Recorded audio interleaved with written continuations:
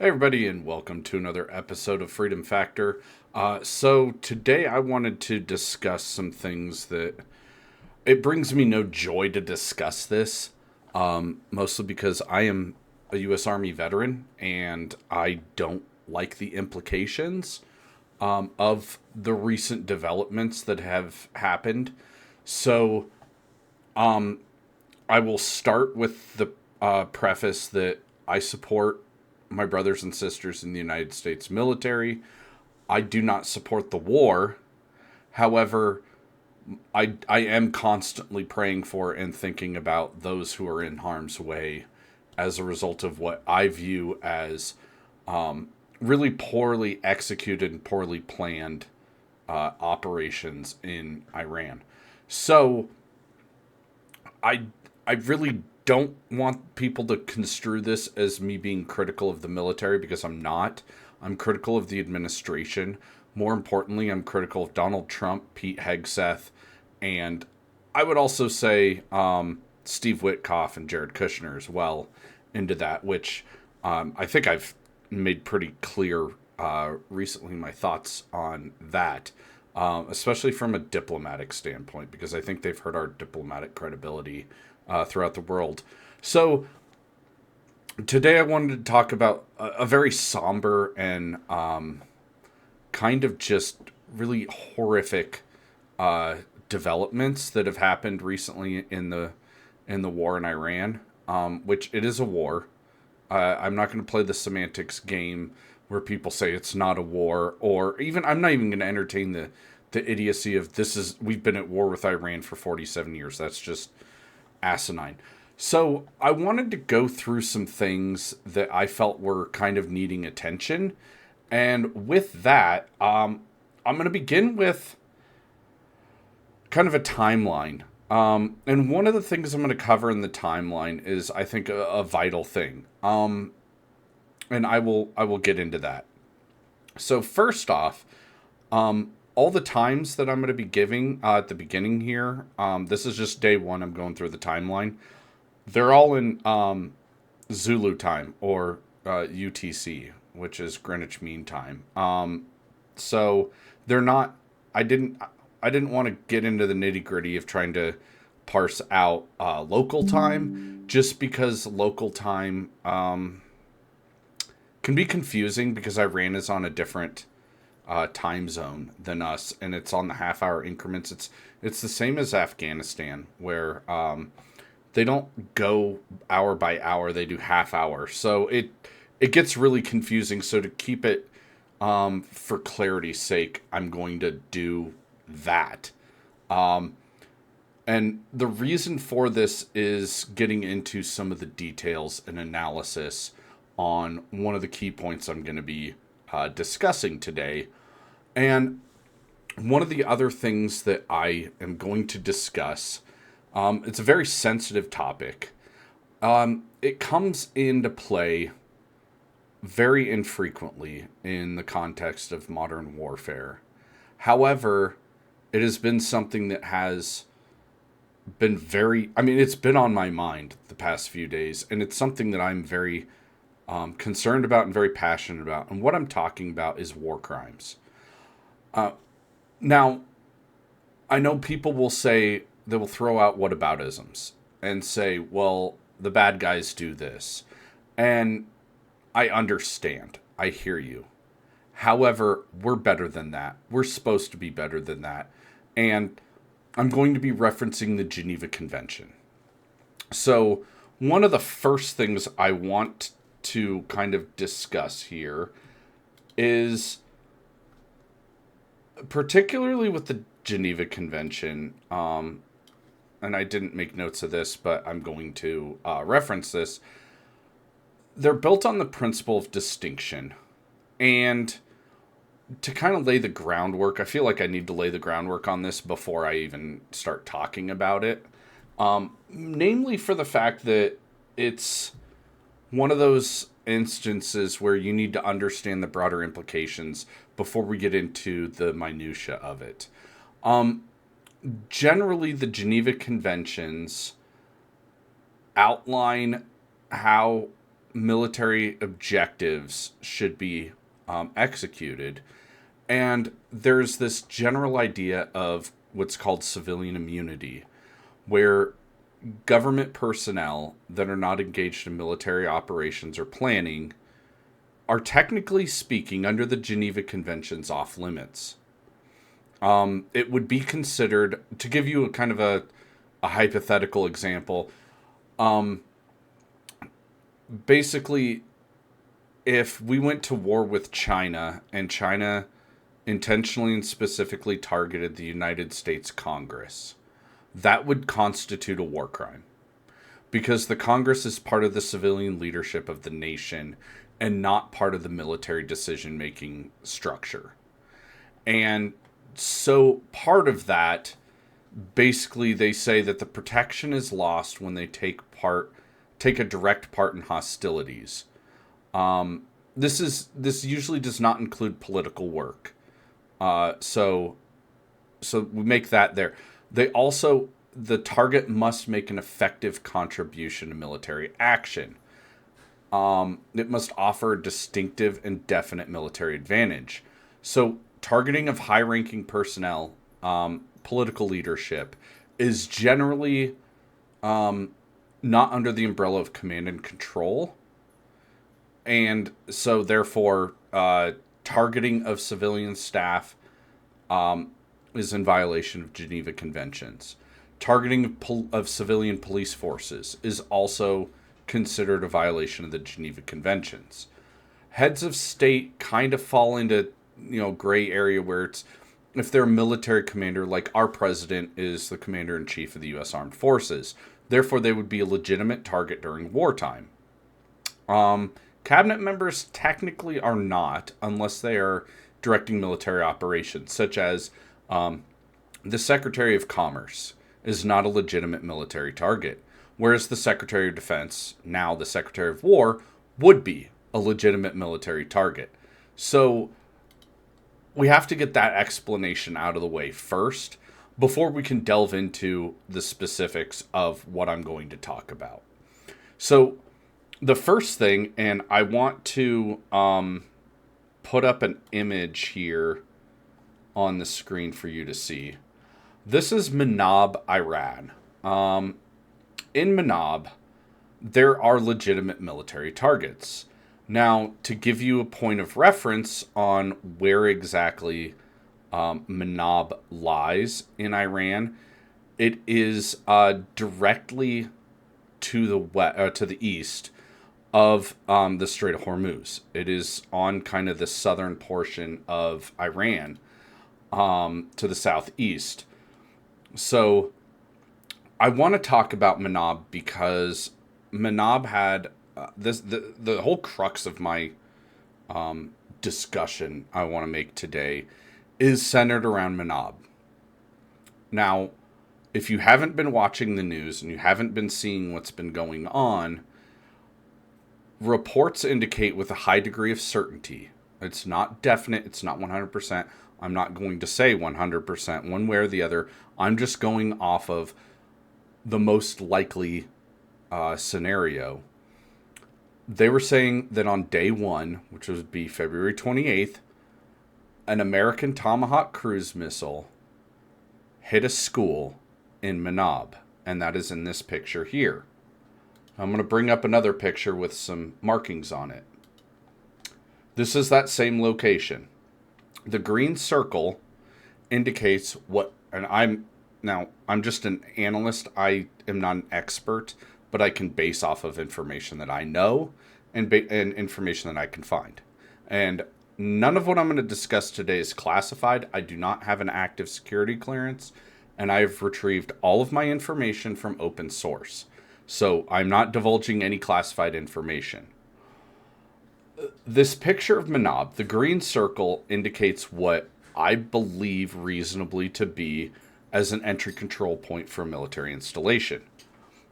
All of the information that I can find is this is the location of what is an IRGC naval installation. Due to its proximity to the Persian Gulf, it is near sea. So It likely could be a C2, which is a command and control facility.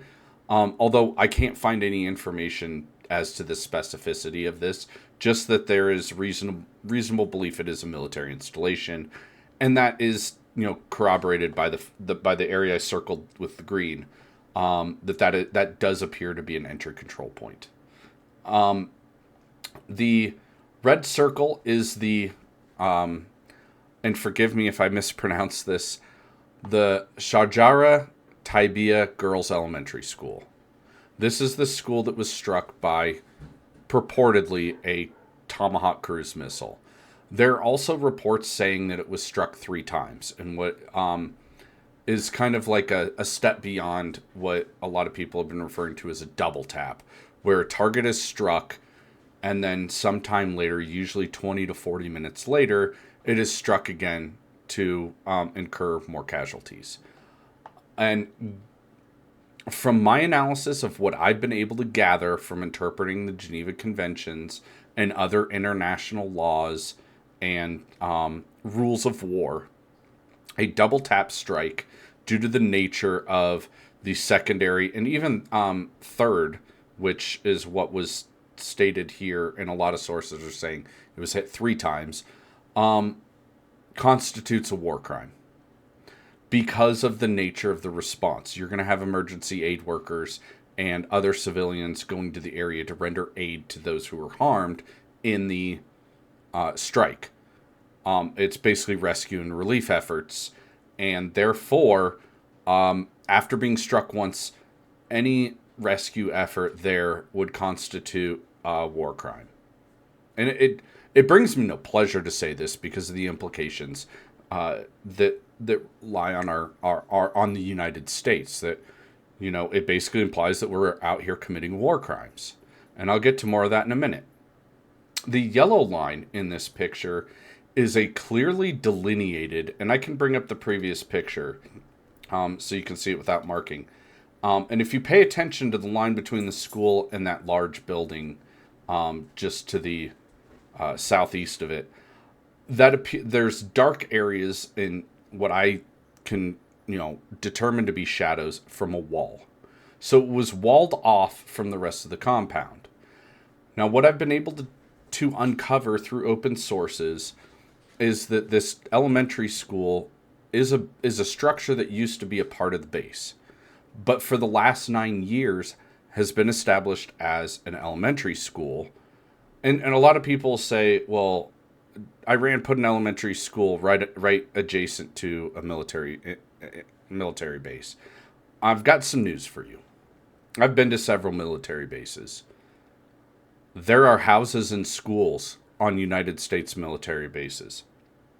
Just to let you know, on the property of. There are people who live on base, and there are people who send their children to schools that are located on base. So this is not something that's like, well, where they're hiding a military, hiding children on a military target. That is common practice. A lot of military bases throughout the world for various nations have educational facilities for the children of those stationed and who work on that base. So it's not some hiding behind civilians thing that people like to talk about. Now, there's been a lot of reports saying it wasn't a Tomahawk cruise missile.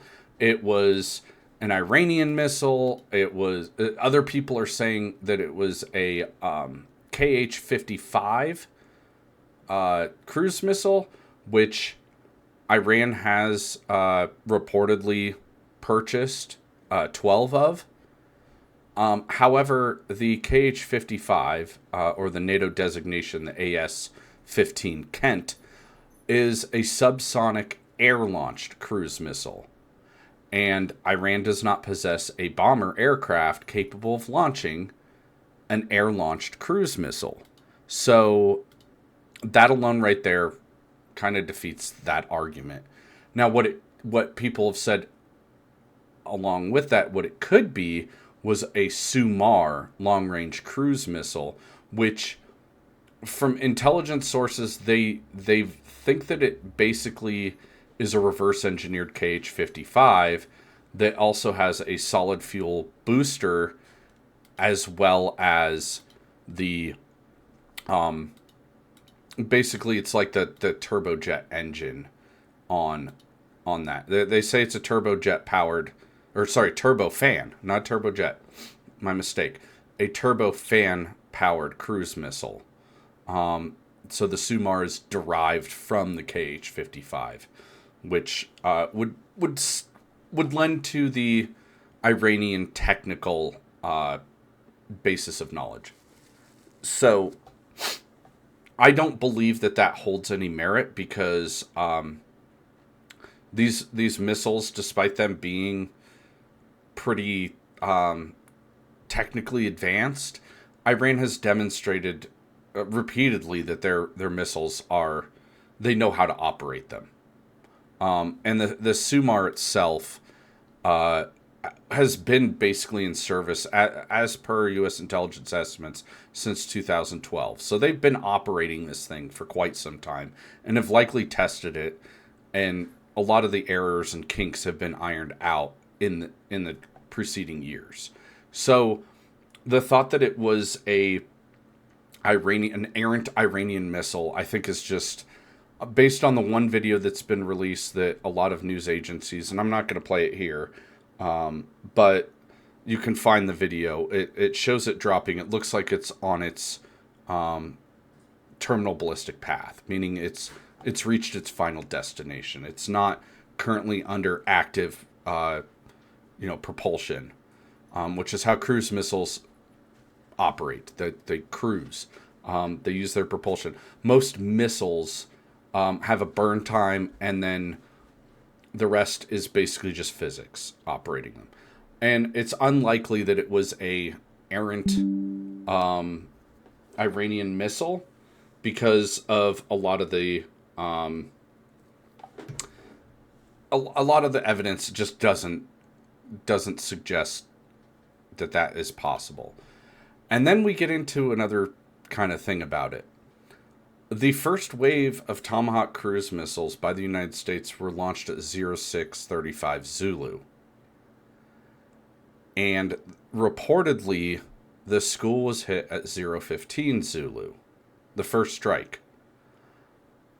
If you look at the timeline of events as they unfolded on the first day, Iran did not begin its retaliatory strikes until 0905 Zulu, almost 2 hours after the school was hit. So to say it was an errant missile that was fired just, 45 minutes after the first Tomahawk missiles were launched by the United States, which you have to factor in travel time. So likely this school in Manab was hit in one of the early phases of U.S. strikes. So the timeline doesn't match up. I mean, we're talking, there's an almost 2 hour window here between when the school was hit and when Iran began launching its retaliatory strikes. So that part right there just kind of, I'm going to just say the times don't match up, and the data doesn't back up these reports that it was an Iranian missile. And furthermore, it shouldn't be discounted that I'm not assigning malice to my own country. I don't want to do that. It really seriously hurts me to say that we are capable of this, of killing. The reports are showing several different figures, and there's nothing that really can lend much credibility to a definite number. I would say 165 was the original report of the killed. They're saying it's between 168 and 180 were killed, mostly children. I don't want it to be that the United States killed children, but it is appearing that this happened either from faulty intelligence, which imagery intelligence, or IMINT, is very dependent on timeliness. Having worked in the intelligence community, you want to have the most accurate and timely imagery analysis and intelligence. So one theory is that it was in error. I think the whole thing was in error. I don't think it was in this. I don't believe that the school was intentionally targeted. However, it does support my argument that we should not have gotten into this in the first place, and then you wouldn't have 180 children killed, or 180 people, including children, killed. But since here we are, this is my analysis of it. The second thing I want to show you is another thing that we have done. So following their first retaliatory strikes, the Iranians hit the U.S. Navy's Fifth Fleet Service Center in Bahrain, and then by 10:15 Zulu, missile strikes were confirmed in Israel. So this is a map of basically the Strait of Hormuz, and this large island here is Qeshm Island, which is Iranian sovereign territory. Now, I want to draw your attention to the circled area, because this was reported on Saturday. However, there was a report later of so it was like between the 28th and March 7th. There's conflicting reports. We're not sure exactly when, but a Iranian desalination facility was hit on Qeshm Island, where that circle is. It's on the far east side of the island. An Iranian foreign minister reported that the desalination plant was struck by the United States, and has cited that it's a major source of fresh water for over 30 villages. There's a very large population on Qeshm Island. And so that constitutes attacking civilian infrastructure, which is, again, against international law.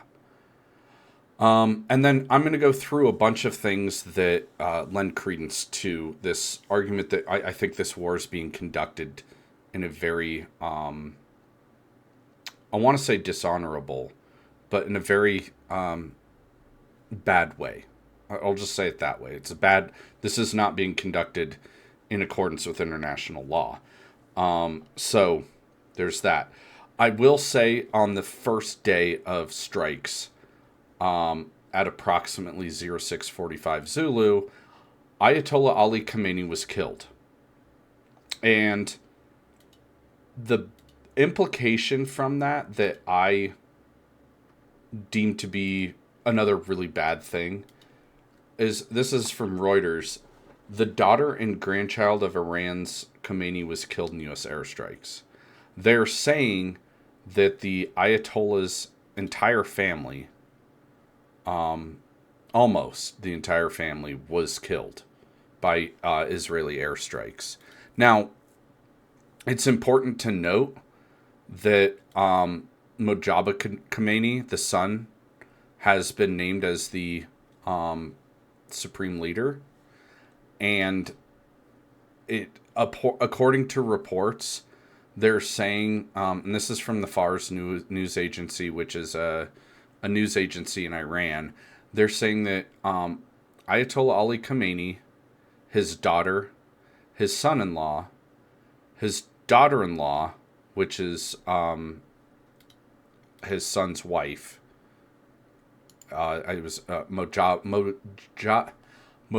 Khamenei, his wife was killed, along with 3 grandchildren of the Ayatollah, Ali Khamenei's grandchildren, one of which was Mojaba's son.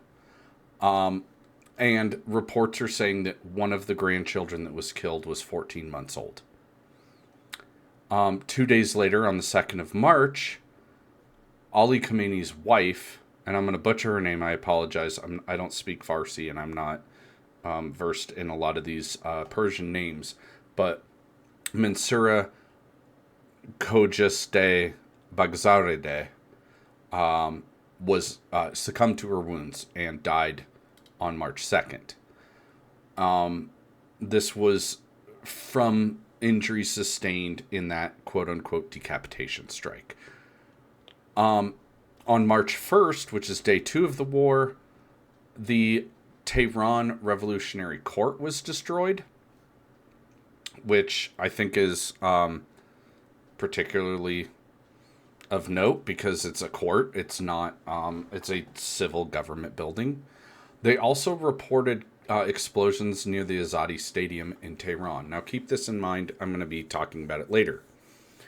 The Iranian Red Crescent Society, which is basically the Iranian version of the Red Cross, reported explosions in vicinity of hospitals in Tehran. And then on day 2, Donald Trump announced 48 Iranian leaders were killed. On day 3, the Iranian Red Crescent reports that 555 people had been killed so far. And that's when Khomeini's wife was killed. And then the Islamic Republic of Iran Broadcasting Headquarters was hit. That is a news agency. Now, people say potentially it was a legitimate target because it's a propaganda location. I don't know if there's a whole lot of credence to add to that. Continuing on, day 4, March 3rd, Iranian Red Crescent raises death toll to 787. The Senate of Iran, which is the seat of the Assembly of Experts, these are the Assembly of Experts in Iran is a body that is elected by districts of people. There's about 88 of them. They're elected by the people of Iran.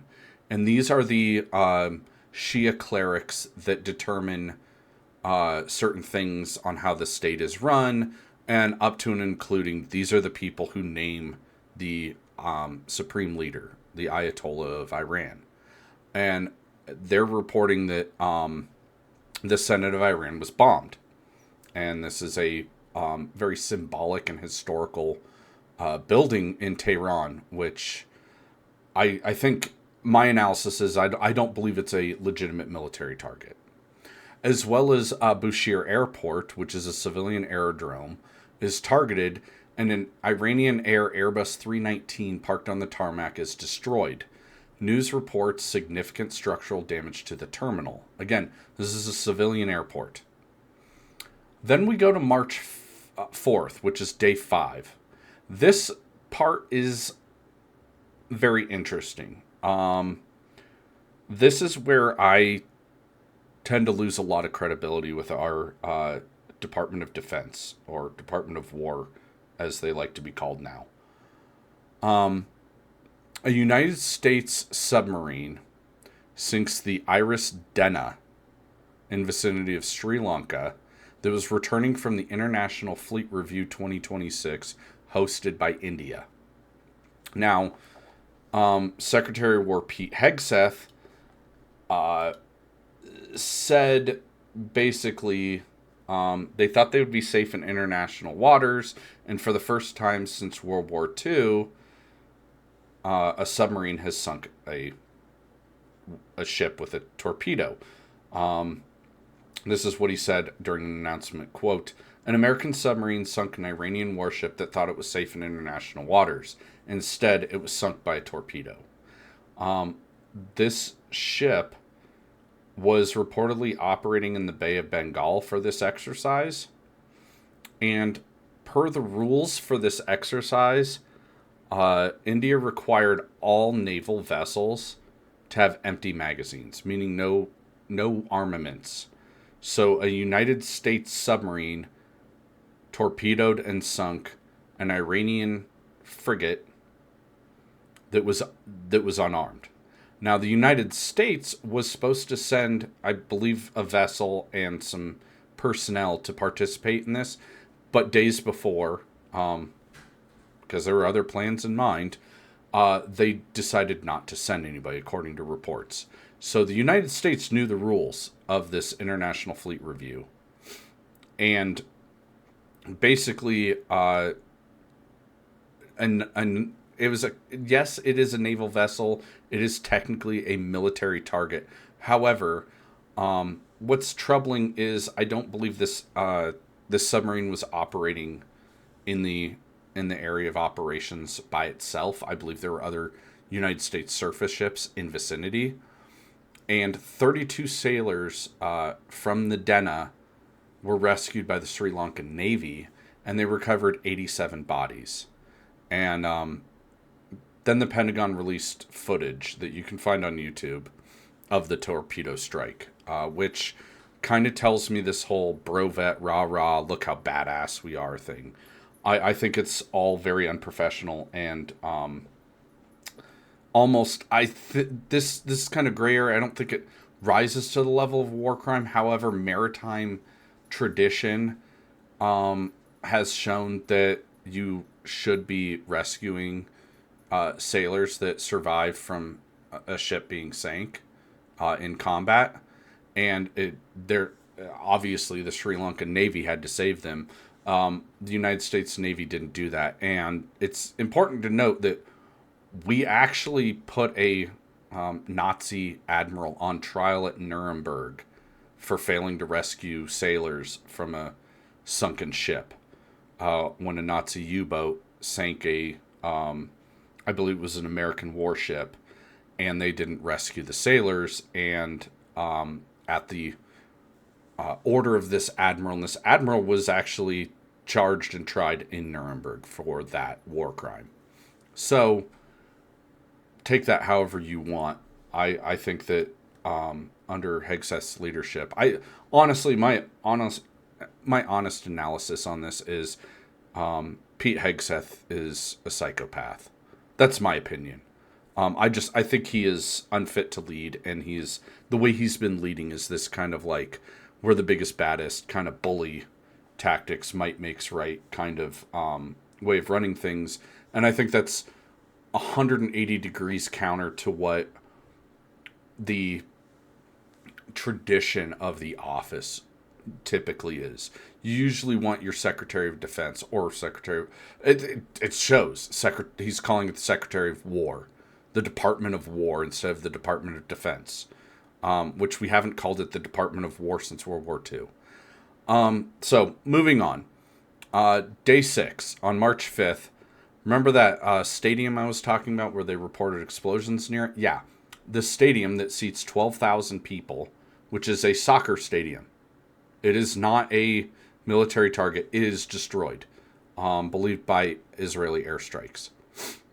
Day 8, March 7th. Israeli military confirmed several fuel storage facilities in Tehran were targeted.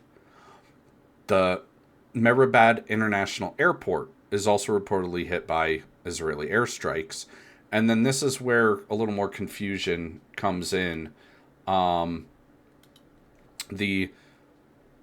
They're reporting that the desalination plant on Keshem was hit.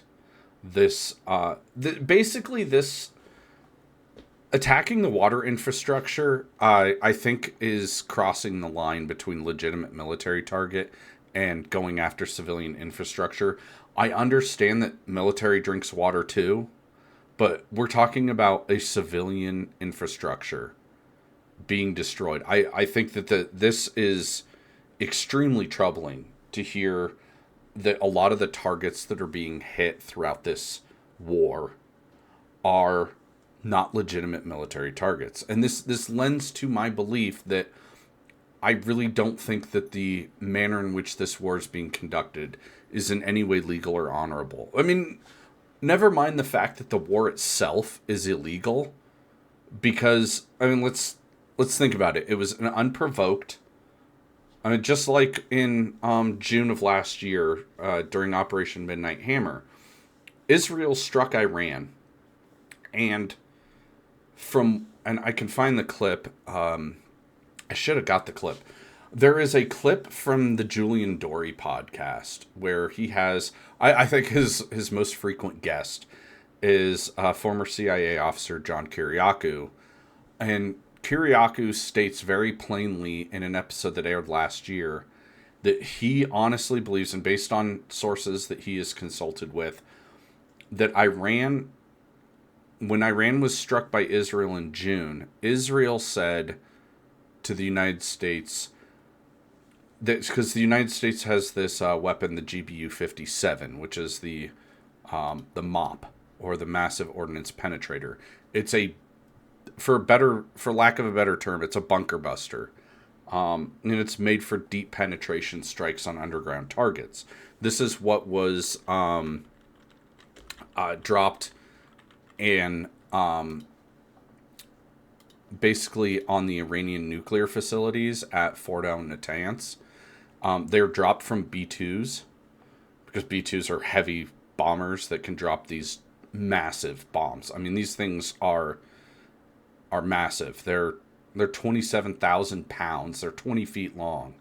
I mean, they're big, big, big bombs. And they are used to go after places like Fordow and Natanz, which are hardened underground facilities.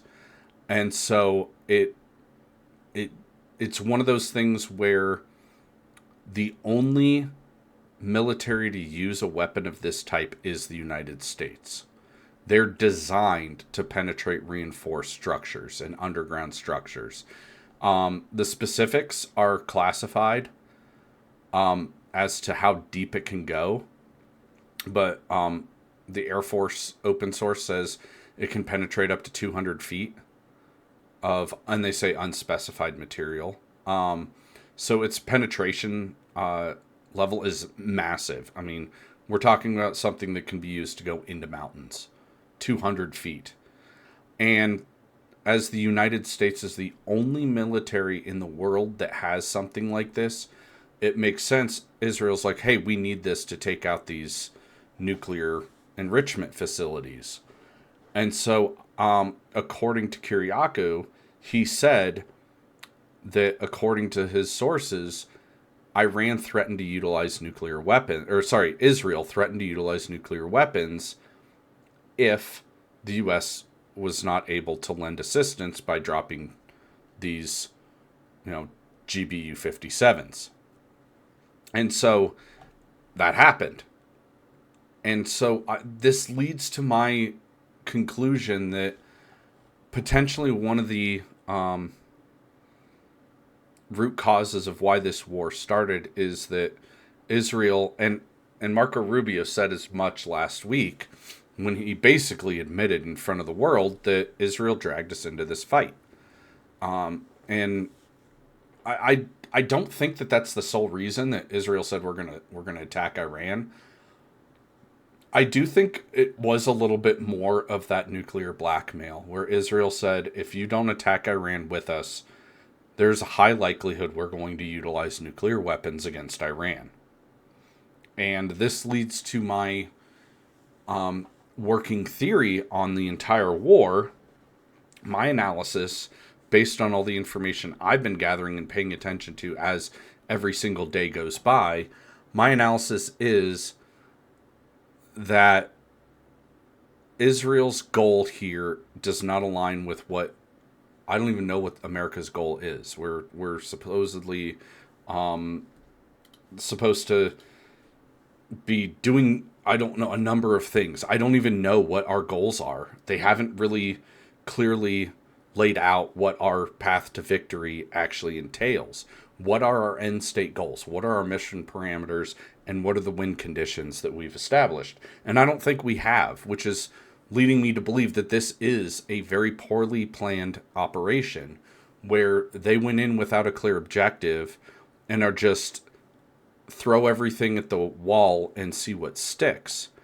And I think Israel's goals are for regional primacy. A lot of people have thrown the word hegemony around, and I even used it at the start, but I don't think hegemony, because hegemony implies that, voluntary coordination with other nations, with your neighbors.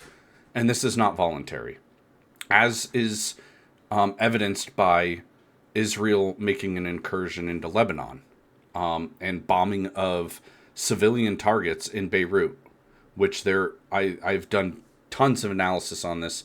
They bombed a hotel, which is right next door to a church in Beirut, a hotel that they claimed housed a Hezbollah command cell, which at this point, anything that comes out of Israel, I immediately take with heavy skepticism and believe that, because Mossad has notoriously lied. They lied about yellow cake uranium being possessed by Saddam Hussein or Saddam was trying to purchase allegedly from Gaddafi. They lied us into Iraq. They lied us into this war. The the whole, and I've done a whole thing. I could do an update to it if enough people want me to. But the whole analysis on the nuclear threat that Iran posed just falls short. I mean, Iran, aside from the fact that the Ayatollah, who's now deceased, so per Shia custom and legal tradition, any fatwas issued by an Ayatollah, once he dies, those fatwas expire, unless they are renewed by his successor, which his successor is his son, who just had his almost entire family killed by the Israelis. So I don't think he's going to renew the fatwa declaring weapons of mass destruction is forbidden. That was the whole fatwa that was issued by Ali Khamenei in 2010.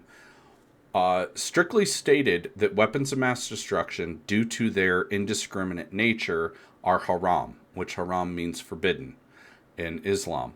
And he said that the manufacture, production, possession, and utilization or use of these weapons, more specifically nuclear weapons, go against the teaching of Islam. It goes against their religious beliefs. And so I don't think that is an adequate explanation or justification for going to war with Iran.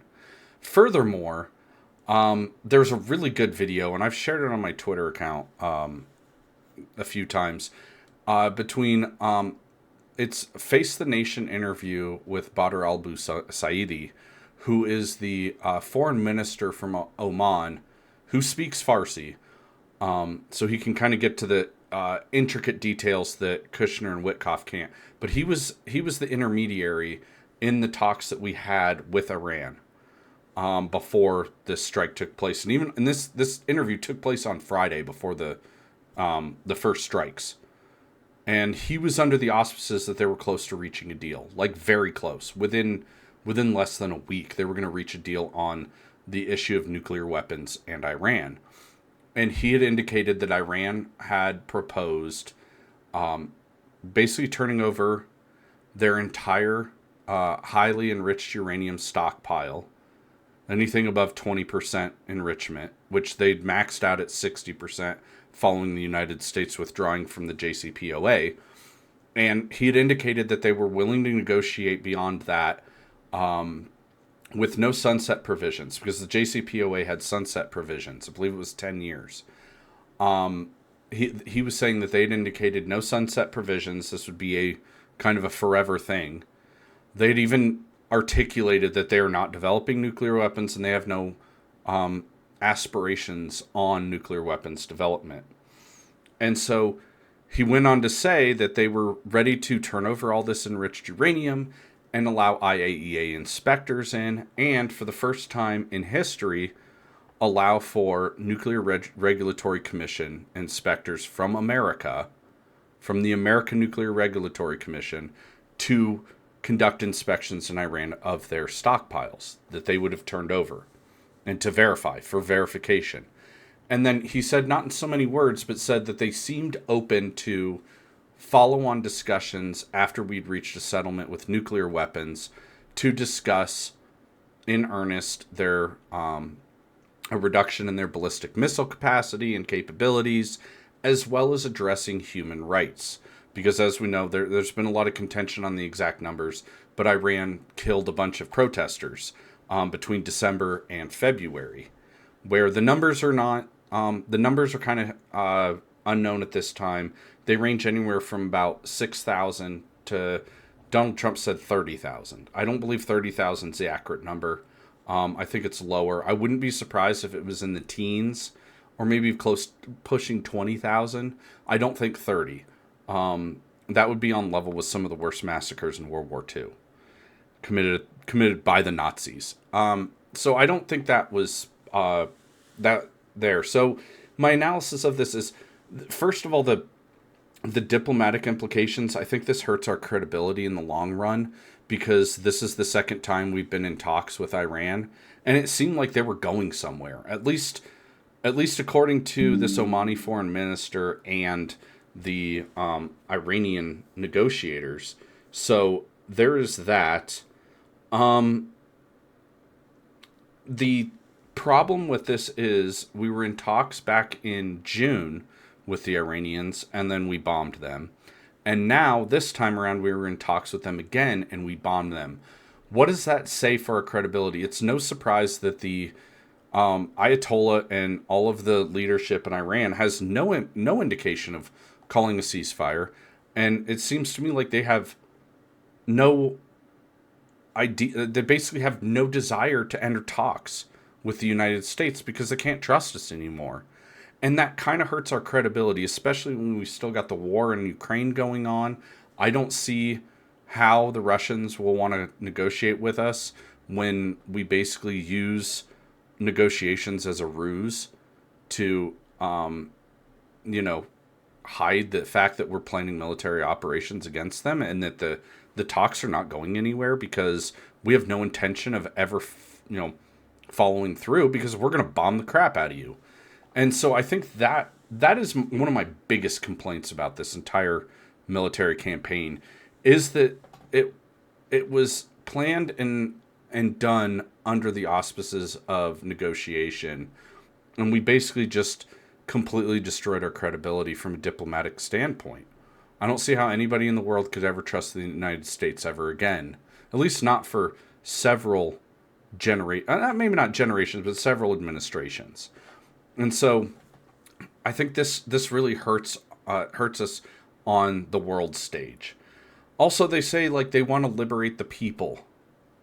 Donald Trump has said repeatedly he wants to liberate the people of Iran and have them rise up and take over and take control of their country from this oppressive regime.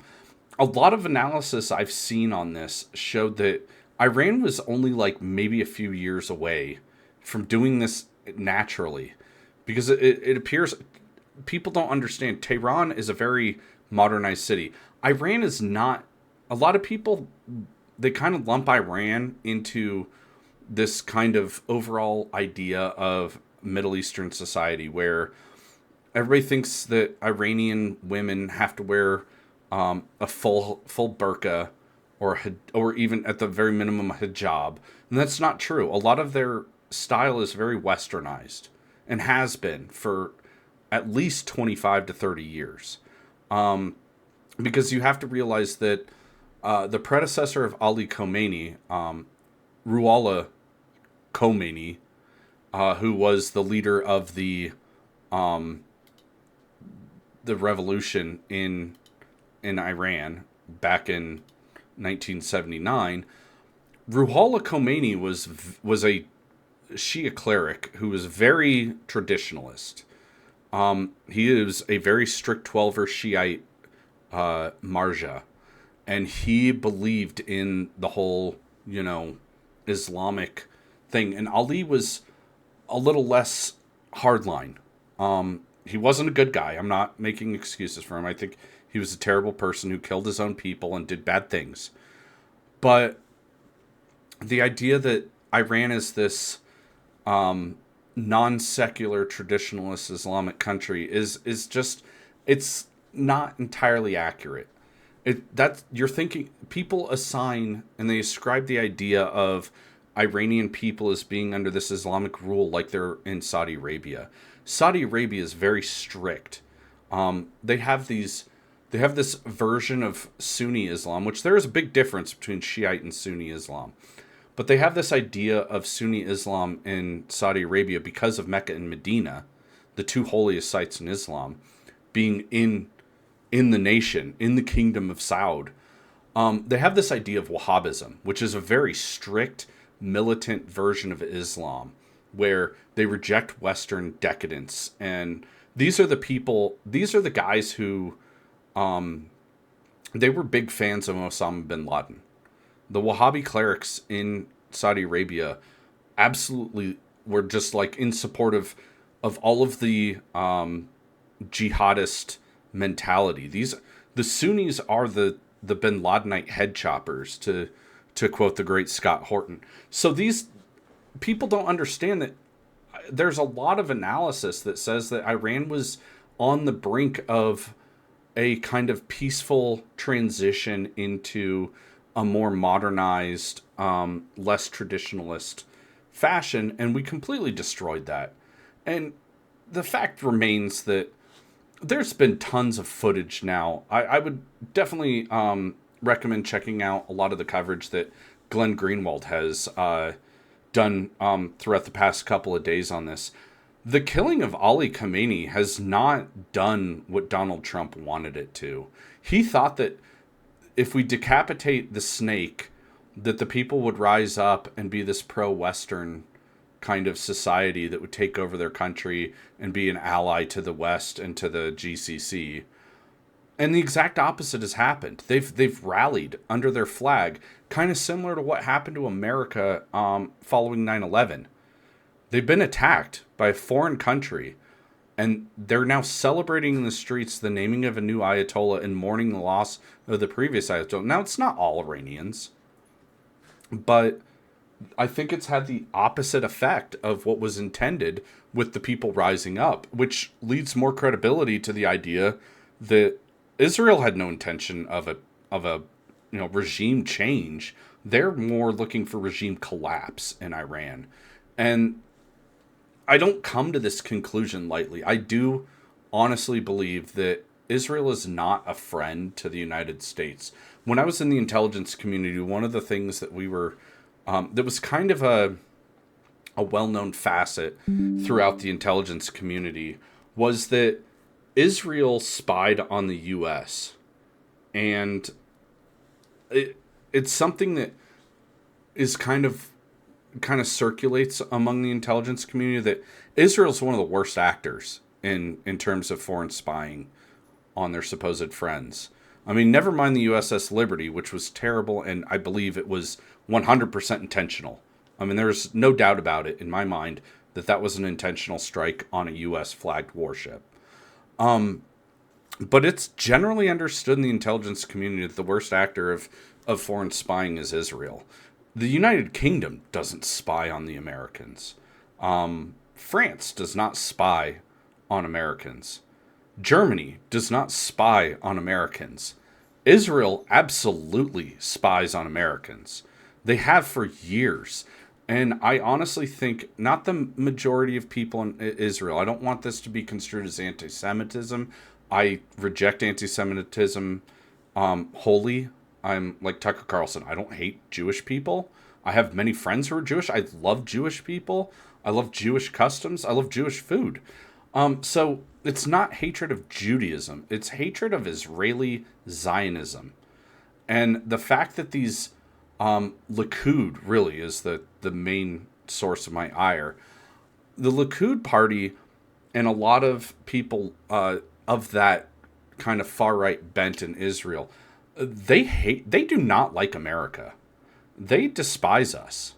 I'm not saying all Israelis, but I'm saying there's a large number of Israelis that do not like America, that look down on us. It was referenced a lot in the Epstein files that Jeffrey Epstein and a few of the people he kind of communicated with, they had this Jewish supremacy. They would use the term goyim, which is a slur towards non-Jews. And they called us these evil things, and they view us as useful idiots to fulfill their purposes and to be a tool to utilize to their own ends. And I do think that this whole war is that 100%. Now, do I think that we're going along willingly out of ignorance? Potentially. I don't think I think a lot of people give Donald Trump way too much credit. I do not think Donald Trump is a very smart man, especially when it comes to the world. I don't think Donald Trump is a worldly individual. I think he's an idiot. And when it comes to foreign affairs and foreign policy, I think Donald Trump is stupid. I also think Pete Hegseth is also stupid. I mean, I want to give more credit to Marco Rubio. He's a very intelligent man. I hate to say it, but in terms of legal, Ted Cruz is incredibly intelligent. He knows the law really well. He's just a Zionist, and he his loyalties are not to America; they're to Israel first. And then I'm going to do an entire episode of this either later this week or next week about Lindsey Graham. Lindsey Graham's a traitor, and that's just to preface, an upcoming episode that I could talk about Lindsey Graham and his treacherousness for ad nauseum.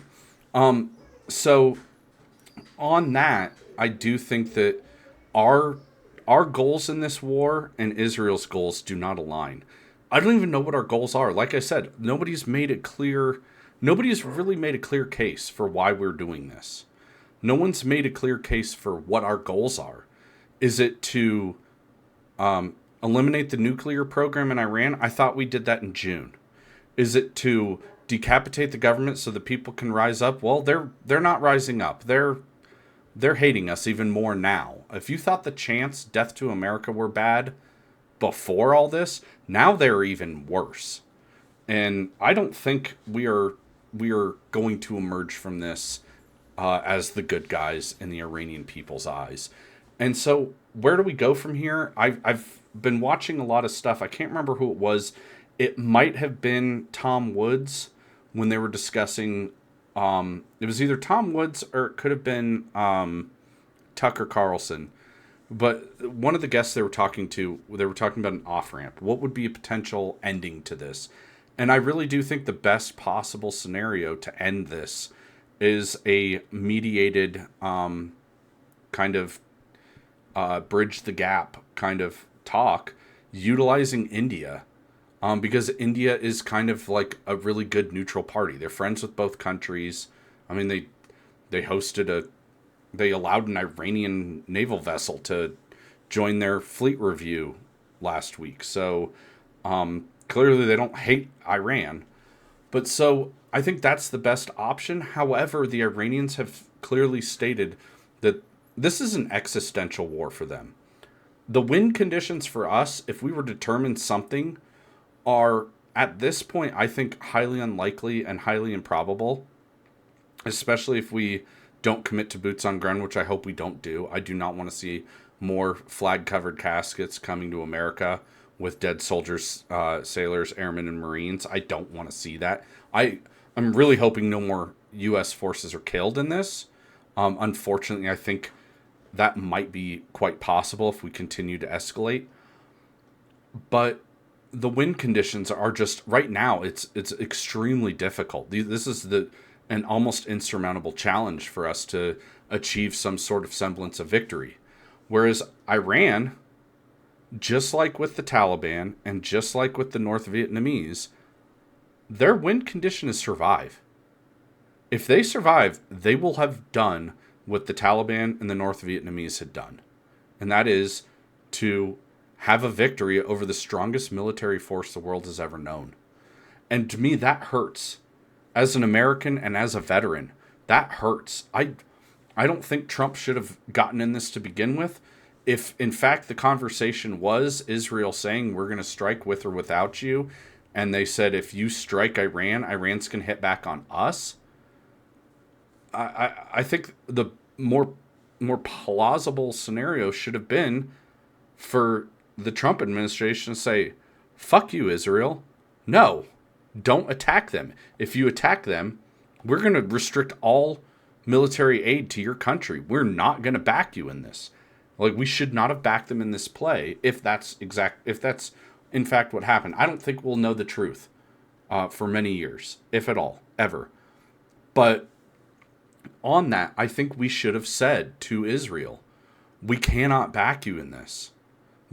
We are in insurmountable debt. Our military is not at the force strength it needs to be.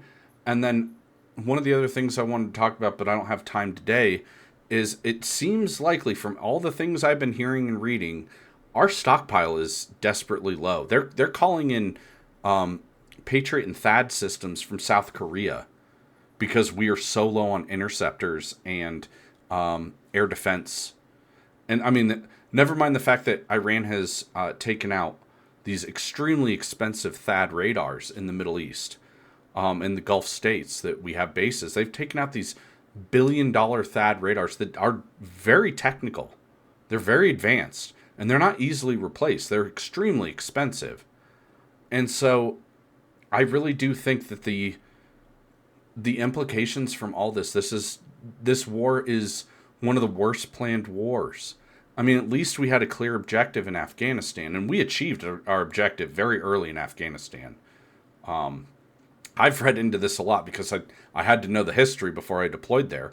But our special operations and forces and CIA paramilitary, essentially, without the use of a lot of conventional units. I mean, there were some 82nd Airborne 10th Mountain Forces that went into Afghanistan to assist, but it was mostly special operations fight. We decapitated the Taliban government in a matter of weeks. And then in Iraq, we had clear goals. It was to take out Saddam's regime, and we did it in weeks. This is not going to take weeks. Iran is a totally different ballgame. They've been preparing for this for a long time. And I think we got into a fight that now we're at the point where it's not looking like we're going to emerge with a victory. And I think Donald Trump is completely out of his mind and stupid for saying that we want unconditional surrender. Do you know what it took for unconditional surrender with Germany? We had to push in on Berlin. Thousands of civilians were killed because they were like, well, we're not going to unconditionally surrender. And we had to beat them even further until they did, beat them into submission. And then in Japan, we firebombed Tokyo, killing hundreds of thousands of civilians. They still wouldn't give up. We were demanding unconditional surrender, dropped an atomic bomb. They still didn't surrender. It took a second atomic bomb for them to surrender. And then they set in conditions that they would allow the emperor to maintain his figurative power. And so I don't think, what is Trump's plan if they don't surrender? If they say no? I mean, they've already indicated they want to push this until at least the midterms. That's November. You think we have the stockpile to maintain this tempo until September, October, even November? I don't think so. I don't think the American people have the stomach to be in another long slog in the Middle East that goes on for months, if not years.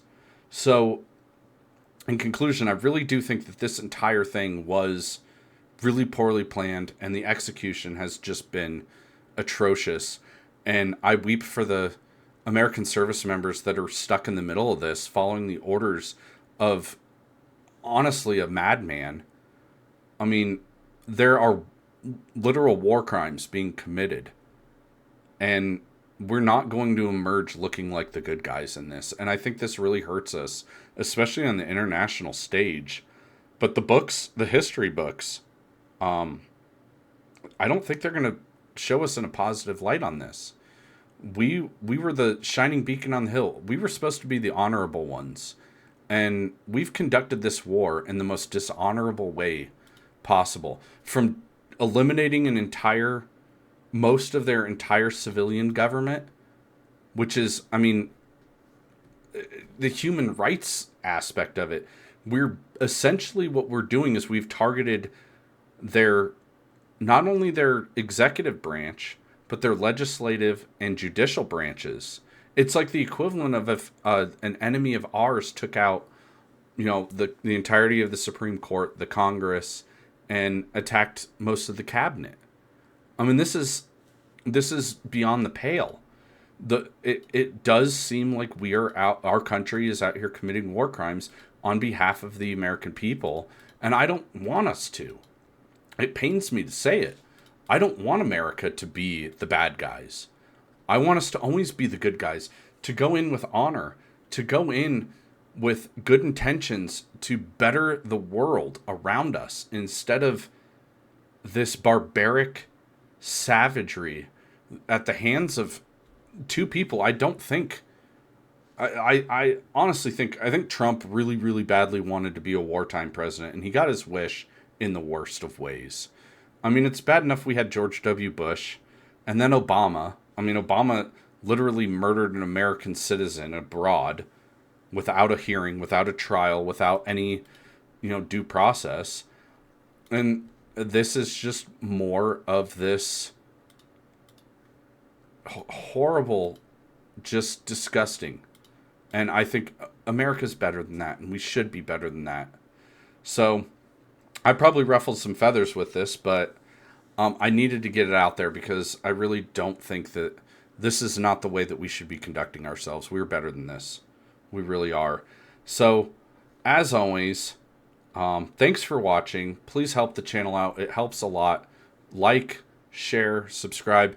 As long as you're respectful, I welcome any comments. I won't take any mudslinging, but if you want to have a reasoned, rational discussion, I usually answer every comment unless it's absolutely, disgusting or, just in bad faith. But thanks for tuning in, and I will catch you guys on the next one. Have a great day and be safe.